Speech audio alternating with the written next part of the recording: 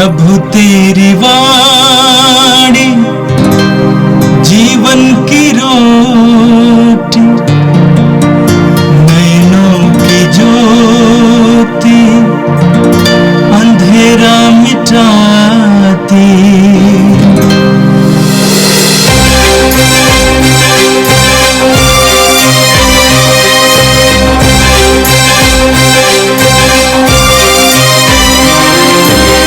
प्रभु तेरी वाणी जीवन की रोटी, नैनों की ज्योति अंधेरा मिटाती। प्रभु तेरी वाणी जीवन की रोटी, नैनों की ज्योति अंधेरा मिटाती। वाणी वाणी वाणी वाणी वाणी पवित्र है, शाश्वत है, जीवन का मन्ना है। 14 दिसंबर शनिवार। पहला पाठ प्रवक्ता ग्रंथ अध्याय 48 वचन संख्याएं 1 से 4 और 9 से 11 तक। तब एलियास अग्नि की तरह प्रकट हुआ, उसकी वाणी धधकती मशाल की सदृश थी। उसने अनेक देश में अकाल भेजा और अपने धर्मोत्सव में उनकी संख्या घटा दी। उसने प्रभु के वचन से आकाश के द्वार बंद किए और 3 बार आकाश से अग्नि गिराई। हे एलियस, आप अपने चमत्कारों के कारण कितने महान थे। आपके सदृश होने का दावा कौन कर सकता है। आप अग्नि की आंधी में अग्निमय अश्व के रथ में आरोहित कर लिए गए। आपके विषय में लिखा है कि आप निर्धारित समय पर चेतावनी देने आएंगे, जिससे ईश्वरीय प्रकोप भड़कने से पहले ही आप उसे शांत करें, पिता और पुत्र का मेल कराएं और इस्राएल के वंशों का पुनरुद्धार करें। धन्य है वे जिन्होंने आपके दर्शन किए, जो आपके प्रेम से सम्मानित हुए। यह प्रभु की वाणी है। संत मत्ती के अनुसार प्रभु यीशु का पवित्र सुसमाचार 17वां अध्याय पद संख्याएं 10 से 13 तक। यीशु के शिष्यों ने उनसे पूछा, शास्त्री ये क्यों कहते हैं कि पहले एलियस को आना है। यीशु ने उत्तर दिया, एलियस अवश्य सब कुछ ठीक करने आएगा, परंतु मैं तुम लोगों से कहता हूं एलियस आ चुका है। उन्होंने उसे नहीं पहचाना और उसके साथ मनमाना व्यवहार किया। उसी तरह मानव पुत्र भी उनके हाथों दुख उठाएगा। तब वे समझ गए कि यीशु यूहन्ना बपतिस्ता के विषय में कह रहे हैं। यह प्रभु का पवित्र सुसमाचार है। क्रिस्त प्रभु की जय। यीशु में मेरे प्रिय भाइयों बहनों, आज के दोनों पाठ पर मनन करते हुए एलिया नबी के महत्वपूर्ण भूमिका के बारे में हमें समझ में आता है। इन पाठों पर मनन करते हुए हमारे मन में एक सवाल उठता है, क्या आपने कभी लंबी यात्रा की योजना बनाई और पूरी तैयारी की और स्टेशन में जब आप आए तो आपने महसूस किया कि गाड़ी छूट चुकी है, आपके आने में देर हो गई है। ऐसा ही अनुभव आज के सुसमाचार में जिन शास्त्रियों के बारे में हम सुनते हैं, जिन्होंने यीशु से यह सवाल पूछा था शिष्यों के माध्यम से कि क्या एलियस नबी आ चुके हैं या नहीं। तो शास्त्री लोग धर्म ग्रंथ पर विश्वास करते हैं और उसके अनुसार जीना चाहते हैं, भविष्यवाणी पर विश्वास करते हैं, नबियों की बातों पर विश्वास करते हैं, लेकिन आयन मौके पर उनसे चूक हो गई और उन्होंने नबी एलियाह को अपना नहीं पाया, वे नबी एलियाह को अपना नहीं पाए। आज के पहले पाठ जिसे हमने प्रवक्ता ग्रंथ के 48वें अध्याय से सुना, 10वें पद पर लिखा है कि आपके विषय में लिखा है कि आप निर्धारित समय पर चेतावनी देने आएंगे। एलिया के बारे में प्रवक्ता ग्रंथ के लेखक कह रहे हैं कि आपके विषय में लिखा है कि आप निर्धारित समय पर चेतावनी देने आएंगे, जिससे ईश्वरीय प्रकोप भड़कने से पहले ही आप उसे शांत करें, पिता और पुत्र का मेल कराए और इस्राएल के वंशों का पुनरुद्धार करे। तो एलिया नबी चेतावनी देने के लिए लोगों के बीच में आएंगे, ये लोगों का विश्वास था, ये ग्रंथों में लिखा हुआ था। और शास्त्री क्यों कहते हैं कि एलिया को आना है? और जवाब में यीशु कहते हैं, जी मैं तुमसे कहता हूं कि एलियस अवश्य सब कुछ ठीक करने आएगा, जैसे भविष्यवाणी की गई थी, चेतावनी देने, और जो आंधी भड़क उठेगी उसे शांत करने के लिए एलिया नबी आएगा। लेकिन उसके साथ साथ यीशु जोड़ते हैं कि मैं तुम लोग से कहता हूं एलिया आ चुका है। और आगे कहते हैं उन्होंने उसे नहीं पहचाना और उसके साथ मनमाना व्यवहार किया, उसी तरह मानव पुत्र भी उनके हाथों दुख उठाएगा। जिस तरह की भविष्यवाणी की थी, जिस तरह का जीवन एलिया नबी ने जिया था, और उसी तरह का जीवन यूहन्ना बपतिस्ता ने भी जिया, और वो भी पिता और पुत्र के बीच में मेल कराने आया, वो भी लोगों को शांत कराने आया, लोगों को चेतावनी देने आया। और उनकी जीवन शैली कैसी थी? मत्ती के सुसमाचार के 3 अध्याय के 4 पद पर यूहन्ना के बारे में लिखा हुआ है, यूहन्ना ऊंट के रोमों का कपड़ा पहने और कमर में चमड़े का पट्टा बांधे रहता था। उसका भोजन टिड्डियां और वन का मधु था। और जिन लोगों ने यूहन्ना की बातों को, यूहन्ना के संदेश को सुना, उन्होंने यूहन्ना को पहचाना, यूहन्ना के बहुत सारे शिष्य हो गए, और यूहन्ना का आत्मिक संदेश, चेतावनी के शब्द, लोगों को चुनौती देने वाले शब्दों को लोगों ने स्वीकारा। और एक यहूदिया में, गलीलिया में यूहन्ना ने एक हलचल पैदा कर दी। इसके बावजूद यूहन्ना की हत्या कर दी गई, यूहन्ना को मृत्यु दंड दिया गया, और शास्त्रियों ने या किसी धर्म के अधिकारी ने इसका विरोध नहीं किया। जिस तरह यीशु कहते हैं कि उन्होंने उसे नहीं पहचाना और उसके साथ मनमाना व्यवहार किया, और यही यूहन्ना के साथ हुआ, यूहन्ना को मार डाला गया। और आगे यीशु ये भी कहते हैं, उसी तरह मानव पुत्र भी उनके हाथों दुख उठाएगा, उन्हीं लोगों के हाथों में दुख उठाएगा। और प्रभु यीशु इन सारे नबियों में से सर्वश्रेष्ठ है। आगमन काल में हम प्रतीक्षा कर रहे हैं, और हमारा पूरा ध्यान यीशु के देह धारण पर है, और किस तरह वो जन्म लेगा, इसी के बारे में हमारी पूरी सोच है।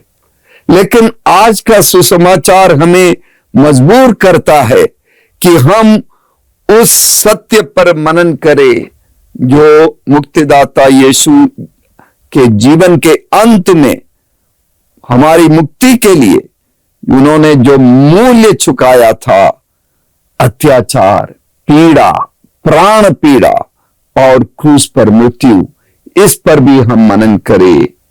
यही यीशु का कथन है, यीशु की भविष्यवाणी है। उसी तरह मानव पुत्र भी उनके हाथों दुख उठाएगा। क्यों दुख उठाएगा? बस इसीलिए कि यीशु हमसे प्यार करते हैं और हमसे यीशु का प्रेम है। इसीलिए आज हम एक महान संत का त्योहार मना रहे हैं, जिनके जीवन को भी देखकर ईश्वर के प्रेम किस तरह हम तक पहुंच जाता है और किस तरह हमें एक दूसरे से क्रिस्तीय प्रेम रखना है, इसके बारे में पता चलता है। आज हम क्रूस के संत यूहन्ना का पर्व मनाते हैं और ये संत यूहन्ना के पिताजी का नाम फ्रांसिस्को डी एपेस था।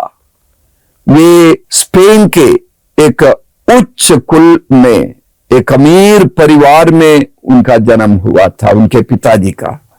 लेकिन उनके पिताजी फ्रांसिस्को डी एपेस ने एक साधारण परिवार की महिला से शादी की और इसलिए उनकी अपनी पुश्तैनी धन दौलत से वे वंचित कर दिए गए। स्पेन के टोलेडो शहर के एक साधारण और गरीब रेशम के बुनकर के रूप में फ्रांसिस्को डी एपेस ने काम किया और जवानी में ही वो गुजर गए। और इस बीच पिता की गरीबी और तंगी में सन 1542 में यूहन्ना का जन्म हुआ और यूहन्ना की पढ़ाई गरीब बच्चों के स्कूल में हुई। 7 साल तक पढ़ाई के बाद उन्होंने एक अस्पताल में काम किया और उन्हीं दिनों स्पेन के मेदीना शहर में जेस्यूट फादर लोगों के एक विद्यालय में उन्होंने पढ़ाई की और 21 साल की उम्र में कार्मेलाइट धर्म समाज में वो भर्ती हुए और वहां पढ़ाई के दौरान उन्होंने अपने मठाधिकारियों से एक विशेष गुजारिश की कि पुराने कार्मेलाइट मठ का जो जीवन शैली है उसी को जीने की अनुमति उन्हें दी जाए। उन्हें अनुमति दी गई और उस तरह बहुत ही कठोर तपस्या पूर्ण जीवन जीते हुए 4 साल दर्शन शास्त्र और ईश शास्त्री की पढ़ाई के बाद वे पुरोहित के रूप में अभिषिक्त हुए। उन दिनों आविला की संत तेरेसा अपनी बहनों के साथ कार्मेल समाज को सुधार रही थी और कठिन तपस्या का जीवन जीने के लिए लोगों को प्रेरित कर रही थी। उनकी जीवन शैली में बड़ा परिवर्तन ला रही थी, तपस्या में जीवन के लिए लोगों को प्रेरित कर रही थी और उनकी प्रेरणा से सन 1568 में यूहन्ना ने डुरुएलो नामक शहर में अपना पहला मठ स्थापित किया, जो कठिन तपस्या का मठवासी जीवन जीने के लिए प्रतिबद्ध था। संत तेरेसा ने इनके जीवन को देखा और इसे बतलहेम का गौशाला कहा। छोटे कमरे में बिना किसी सुविधा के कठिन दरिद्रता का जीवन, तपस्या का जीवन और सुसमाचार के प्रति उत्साह का जीवन वे लोग जीते थे और कुछ ही वर्षों के अंदर नए मठों की स्थापना हुई और क्रूस के संत यूहन्ना ने संत तेरेसा के मठों में आत्मिक निदेशक और पाप स्वीकार सुनने वाले व्यक्ति का कार्य किया। लेकिन यह परिवर्तन, ये तपस्या और ये सुधार उनके धर्म समाज में बहुत सारे संघर्ष को जन्म दिया। क्रूस के संत यूहन्ना को 9 साल तक काल कोठरी में अपने ही भाइयों के द्वारा कारावास में बंद कर दिया गया। उनके ऊपर बहुत ज्यादा अत्याचार किया गया। 9 साल के बाद चमत्कारिक तरीके से यूहन्ना वहां से बाहर निकल आए। उनके तपस्यापूर्ण मठों का आम कार्मेलाइट समाज से विच्छेदन हुआ और वे नए मठों के प्रोविंशियल सुपीरियर बने। सुधारवादी कार्य उन्होंने जारी रखा। फिर उन्हें फिर दंड को भोगना पड़ा। दूर सुदूर देहात में सारी सुविधाओं से वंचित इलाके में उन्हें भेज दिया गया, जहां बुखार से तड़पते हुए अकेलापन में, एकाकीपन में 14 दिसंबर 1591 में उनका देहांत हुआ, तिरस्कृत होकर, शोषित होकर। लेकिन यूहन्ना ने अपनी आध्यात्मिक परम सिद्धि में परमेश्वर से जो कुछ मांगा, इन्हीं चीजों को मांगा था। तिरस्कार का अनुभव, शोषित होने का, अत्याचार का अनुभव, वो सारे अनुभव उन्हें प्राप्त हुए। उनके पार्थिव शरीर को सगोविया नामक शहर में दफनाया गया। आज भी उनका शरीर जैसा का तैसा अविकृत रूप में बना हुआ है।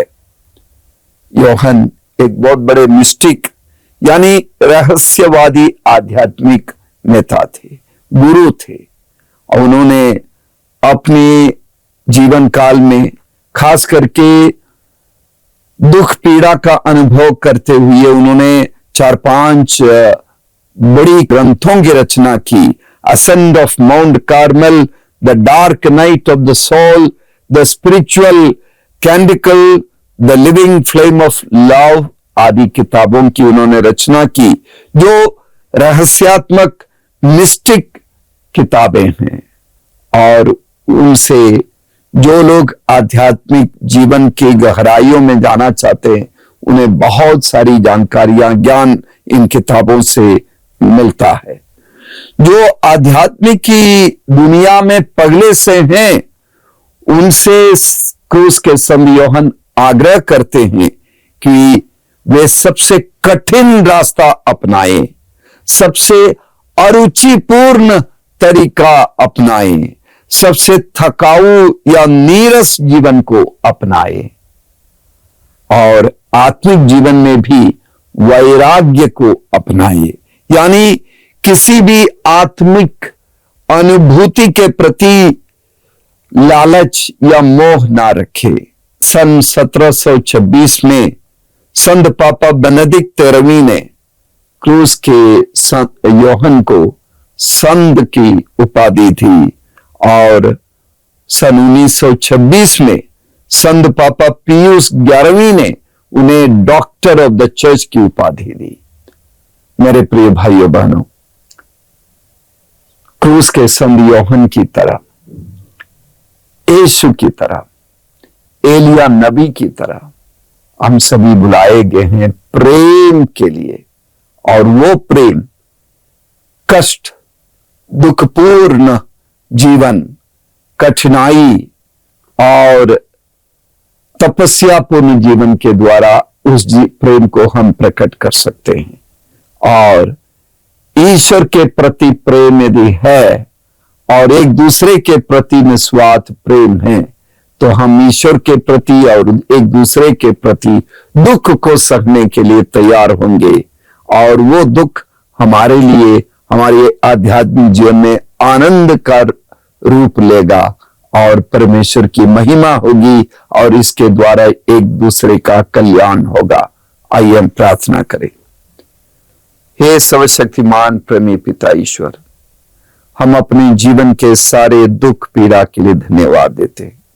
हमें कृपा दे कि हम इन दुख पीड़ाओं के अर्थ को समझे। ये हमारे लिए नुकसानदायक नहीं है, तेरी महिमा के लिए और हमारे अपने आत्मिक जीवन के लिए, एक दूसरे के लिए ये कृपा के माध्यम बन सकते हैं। ऐसा विश्वास हमें दे और ऐसा धैर्य और हिम्मत हमें प्रदान कर कि हम दुख को सहर्ष स्वीकार करें और तेरी महिमा के लिए परिणत कर दे। ये प्रार्थना करते हैं क्रिस्त हमारे प्रभु के द्वारा, आमीन। प्रभु तेरी वाणी जीवन की रोटी, नैनों की ज्योति अंधेरा मिटाती। वाणी वाणी वाणी वाणी वाणी